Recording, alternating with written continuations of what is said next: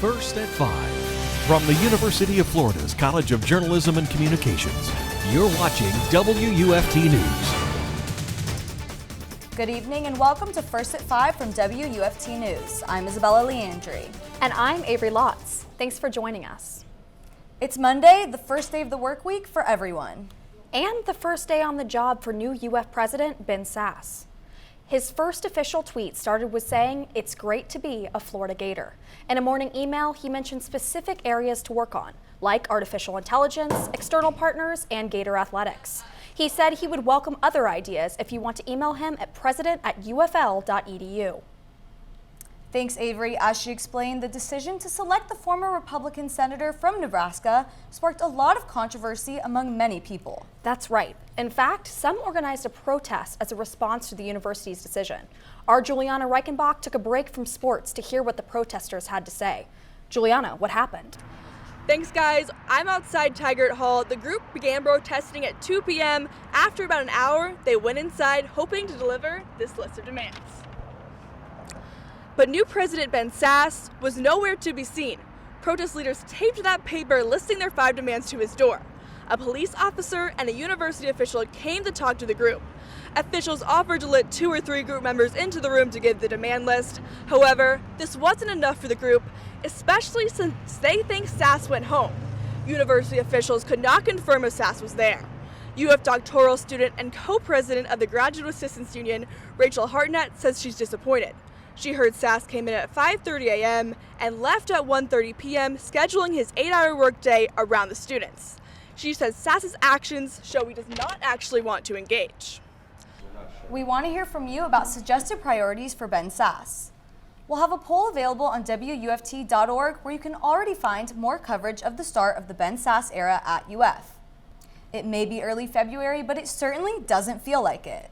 It's been nice to not be too cold or hot lately, but will the warm weather last? WUFT's Daniella Rudolph joins us now to give us a look at the evening ahead. Thank you, ladies. So I do have good news for you if you do like the warm weather. As you can see on campus right now, it's an absolutely beautiful day, feeling like 73 with no wind at all. It's a beautiful evening to be out on campus in the Plaza of Americas or just out in Gainesville as general. Again, look at those temperatures up 4 degrees around those states, getting warm and staying warm. So if you like the warm weather, you're in for that treat. If you're heading out on the town tonight, let's see what's in store for you. Our evening schedule for Gainesville at 7 p.m. Again, nice and warm, around 62. 11 p.m. these temperatures are dropping down to 49. At 2 a.m. it's going to be clear and cold at 46 degrees. So if you are heading out tonight, a Monday night, I know it's the start of the week, but it's always a great day to have a great day. You can be going out for dinner and heading to the town. You should probably take a jacket because it is relatively warm, but it is going to be dropping later on into the evening. Back to you. Free job fairs are being hosted this week for welders, fabricators, and CDL drivers. Career Source Citrus Levy Marion is hosting 2 community job fairs this week at Marion Technical College in Ocala. The welding job fair will take place tomorrow from 6 to 8 p.m. where 10 businesses will be in attendance. A CDL community job fair will be held Wednesday from 5 to 7 p.m. for job seekers with Class A and Class B CDL licenses. Students who are approaching graduation are also encouraged to attend both events. Both job fairs are free and open to the public. Job seekers interested in attending either are encouraged to bring copies of their resume and dress appropriately. Businesses are growing, they're expanding. There is absolutely nothing standing in the way of anybody who is out there who wants to have good, gainful, full-time employment. And these are just 2 examples where you can have a great career, great benefits. You can visit careersourceclm.com for more information. So Derrarh, you're usually giving us the weather forecast, but I noticed you got a break from the Weather Center this weekend.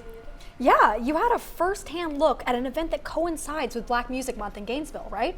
Right. So the otherwise known as Black, partnered with the city to host an event centered around art and poetry. And this happened at the historic Thomas Center? It did. So it took place in front of an intimate audience, and while I was there, I spoke with artists and learned that there was a need for them to have a platform, especially those dedicated to culture. I'm going to continue to do events like this to make sure that we are celebrated, that we celebrate ourselves, and that we live up on ourselves. That's the founder of Bailey Learning and Arts Collective, Terry Bailey. We need to pay our artists, and we need to celebrate our artists in the community. For her, it was the lack of celebration of Black artistry that fostered this showcase. People watched and conversed about Black love and its significance throughout history. I got what you need, I got what you need. I can set you free, run away with me. Lady, let's get lost in the moment. Storyteller Turbado Marabou believes events like this bridge the gap and give diverse artists a much-needed spotlight. Bailey Learning Art Collective is a part of that, as a branch from that tree that has really done an effective job in bringing aspects of African culture, African American culture that is sorely needed. For him, the need to appreciate should happen beyond February. As we know, Black history is 365. And he hopes events like this will continue to grow and groom the community. The city will be hosting several events this month acknowledging the importance of art, music, and performance within the Black community. And as a Black woman, it is an honor to be able to spark conversations about what Black love means to us. Back to the desk. Celebrating Black love. I love that. Thank you for sharing that with us, Derrarh. Coming up on First at 5, tensions between the U.S. and China are on the rise after this weekend.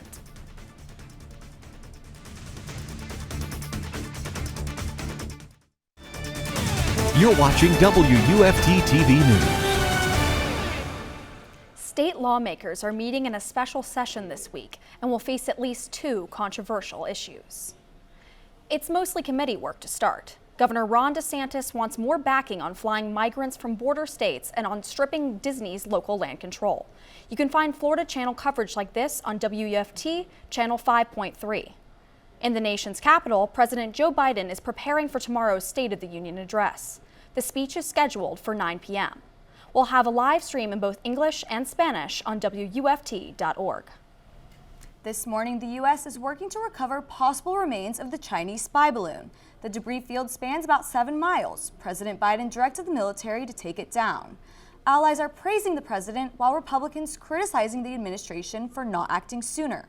Eyes were glued to the sky as an American F-22 Raptor shot down a Chinese spy balloon Saturday.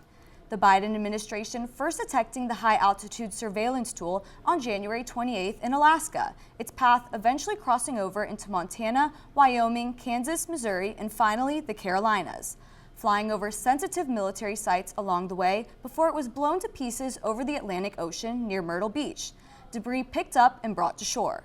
Administration officials saying the president's actions weakened China's surveillance capabilities. You saw a great example of the coordination and cooperation between a lot of different players in our government to make sure everything happens safely. Tension with China are rising following the downed spy balloon. Officials in Beijing blasting the United States for shooting it out of the sky, calling it a clear overreaction. A powerful 7.8 magnitude earthquake rocked Turkey and Syria today, killing more than 2,700 people, injuring thousands more and toppling thousands of buildings. In Turkey alone, more than 5,600 buildings were destroyed. The key window when search and rescue are looking through rubble for survivors is still open. This is also their focus for their ask for international partners. So they are getting help across the EU, in the US and the UK, all sending humanitarian and as well as search and rescue teams. On the Turkish side, you have 3.6 million Syrian refugees who live in that country, more than any other country. There is no place for them to go. On the Syrian side, infrastructure was already incredibly fragile. Aid organizations are worried about how these people are going to survive the next couple of brutal months. In fact, the spokesperson for the International Rescue Committee called it an emergency within an emergency. This week is Severe Weather Week in the state of Florida, Daniella says we don't have any severe weather in the forecast this week, but she says it's a good time to prepare for it anyway. Today's topic to kick off the Severe Weather Awareness Week is lightning. On the other side of this break, I'll discuss how lightning forms and what you can do to keep yourself safe.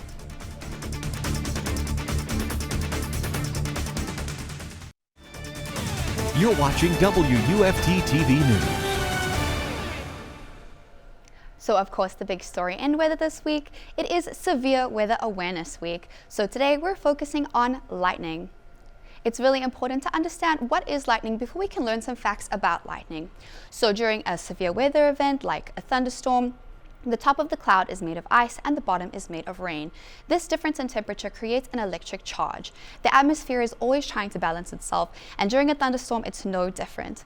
The lightning is this act of balancing because the bottom of the cloud has a positive charge and just underneath the cloud has a negative charge. When we see these legs of lightning coming out of the cloud, this is where these charges are meeting and looking to meet each other. When they do meet, this is where we see that beautiful line of lightning and where we hear the sound of thunder. Some quick facts about lightning. Lightning is extremely hot. It's actually hotter than the surface of the sun. It can get up to 50,000 degrees. There's over 25 million strikes per year, although it's really difficult, it's almost impossible to forecast where lightning is going to strike. There's over 80 deaths a year in lightning-related injuries. So some lightning reminders: if you can hear it, you are near it. So when the lightning comes out of the cloud, it rapidly heats up the air around it. But just as rapidly as it heats up, it cools down too. This causes the column of air to collapse rapidly, and that is the sound of thunder. But because the sound of the speed of light is faster than the speed of sound, it means that we will hear it before we see it. So that is why it's really, really important that if you hear it, you do go indoors and you keep yourself safe. However, taking a look at our campus cam right now, our skies are clear, and as we said, it's just Awareness Week, so we don't have anything to worry about here in Gainesville. As we said, beautiful skies and beautiful weather for the remainder of the week. Taking a look at our hour by hour for the rest of the day, starting out right now at 72 degrees, dipping down into those 40s this evening, and then it's going to be warming up again tomorrow. Taking a look at our temperatures for tomorrow, again 43. It is relatively cold throughout the day, but it will be getting warmer the hotter the day, and the middle of the day it's going to be warm and beautiful. Taking a look at our future radar, not much happening. We maybe have a potential for a few scattered thunder showers later on in the week. However, you can see that it is beautiful on the map. If you're heading out to campus tomorrow, let's see what is happening. 8 a.m. we have that crisp 48, but then as I said again, warming up towards the middle of the day. Jumping to our 6-day outlook, let's take a look at what the rest of the week has in store for us. Back to you. Thanks for enlightening us, Danny. Speaking of sparks, the Kane Museum for Creativity and Invention is hoping to illuminate some of the history of electricity with a new museum-wide theme. Edison, Tesla, and Latimer are the inventors who sparked the electric era of human history. And they're also the faces of the Kane Museum's new theme, The Age of Electricity. The theme and its exhibits, which recently opened to the public, give visitors the chance to meet some of history's brightest inventors. It will focus on an African-American inventor who joined Thomas Edison's electric company during the height of the Jim Crow South. The museum, which is open to the public Thursday through Sunday, aims to shape the next generation of trailblazers by shining a light on historic innovation. That sounds electrifying. It sure is. Let's move over to sports. What's on the rundown, Shawn? Well, I'm glad there's no lightning out at the ballpark because aluminum is an excellent conductor. I'll have more baseball with Big Will when we return. The Florida Gators hosted a media availability today. The team prepares to begin its season this month. We'll hear from me and Will Levenson when sports returns after the break.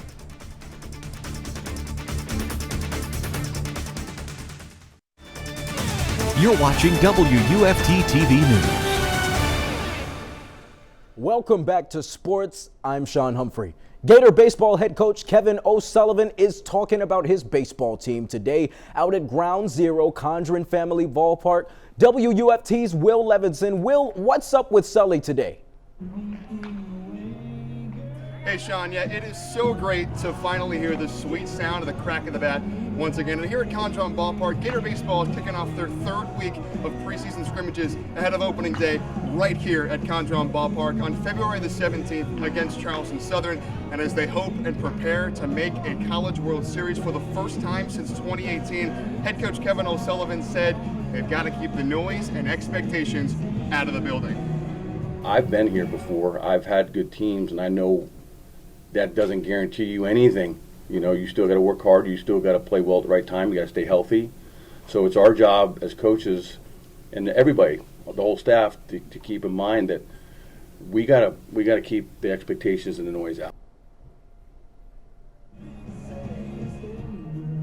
And for Coach O'Sullivan and his entire team, after weeks of playing themselves in these preseason scrimmages, it's just so great to finally get to play another team. They can't wait. We can't either. Live here from Condron Ballpark, Will Levenson, back to you, Shawn. Thanks, Will. Gator men's basketball cried big blue tears at Rupp Arena on Saturday. Another poor shooting night for Florida, just 31.6% from deep.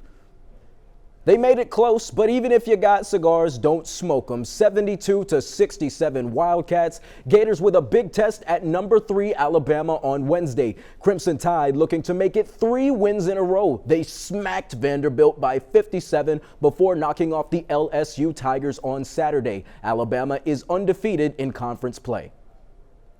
Gator women's basketball traveled to Ole Miss on Sunday, but the misses came in bunches for the orange and blue.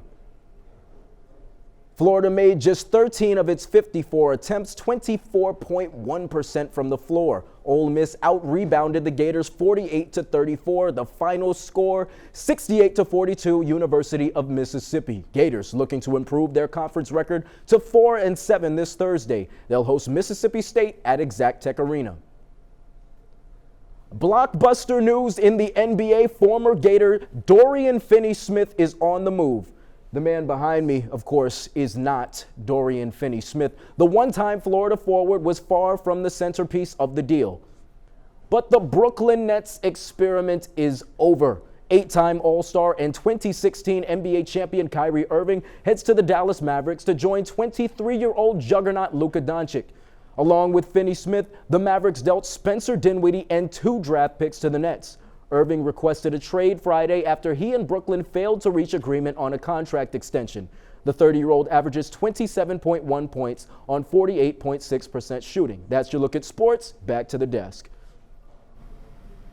Education doesn't end once you receive the diploma. Gainesville hosted its second human library that aims to teach adults about sensitive topics. WUFT's Elena Barrera experienced the library firsthand. Elena, what'd you learn? I attended the Human Library, a safe space for people to discuss prejudice and discrimination. Living Books spoke to socially educate the community, emphasizing how to unjudge individuals. Every book has a unique cover, but the real story lies within the pages.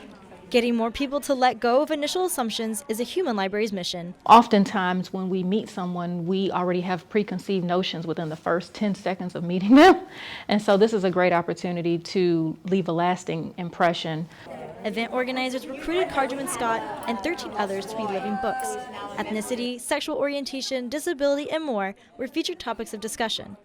Each book shares personal experiences relating to a specific topic with their audience, the readers. I believe that stories matter, and we should tell our stories. We all have very unique situations that have allowed us to be where we are today, but without reflecting on our background and the things that happened to get us to where we are, we won't continue to go forward, or even we might even repeat some of the things that shouldn't be repeated. How do we look beyond the surface? And more importantly, how are we more alike than different? These are just a few of the things the Human Library is asking its readers to uncover in each of their books. Event organizer Esther Tibbs watched people become inspired by what they learned at the last Human Library. I thought it was a great event for our community to help, again, build cohesion and understanding about who we are as human beings. Inspiring enough to do it again, growing each year with more books and more readers. I would just like to encourage people to, as the tagline goes, don't judge a book by its cover, unjudge someone. We all judge, but come, listen to their stories and get new information and a new perspective on who we are as human beings. Library organizers hope this outreach continues to bring understanding to the community, one page at a time. Tibbs says literacy goes beyond just reading. It's about gaining knowledge on any topic. Back to the desk. Thanks, Elena. BBC World News is next, and PBS NewsHour is coming up at 7. But your Florida news is always on at WUFT.org. Have a nice night.